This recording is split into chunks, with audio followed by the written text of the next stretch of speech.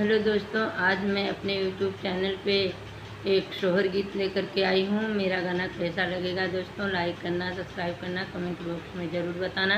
ज़्यादा से ज़्यादा मेरा गाना शेयर करना दोस्तों, आगे बढ़ाना, जैसे हम भी आगे बढ़ जाएं प्लीज़ दोस्तों।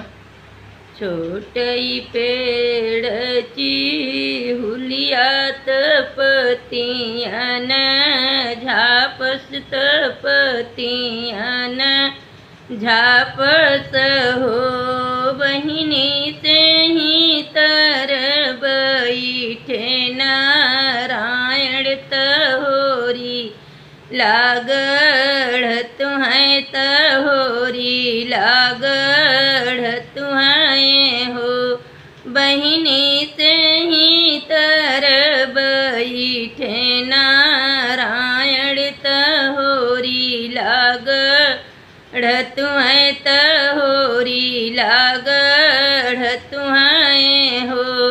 केहू के देन 10 5 केहू के 2 4 हो। राम हमरो नगरिया फिरवा नवत हमें जुड़ ववत हमें जुड़ ववत हो। तोहराई पियवाया धर्मी धर्म नाही कैले धर्म नाही कैले नी हो।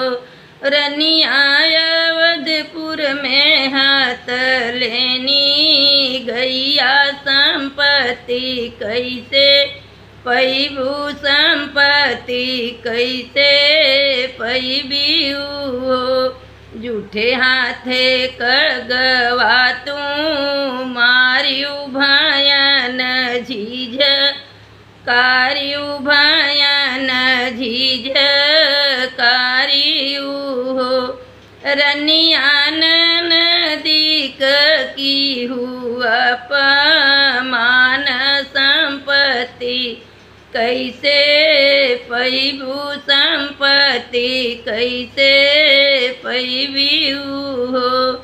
आल्हे आल्हे बसवा कटाई तडेलई भी नाई तडेलई भी नाई नी हो।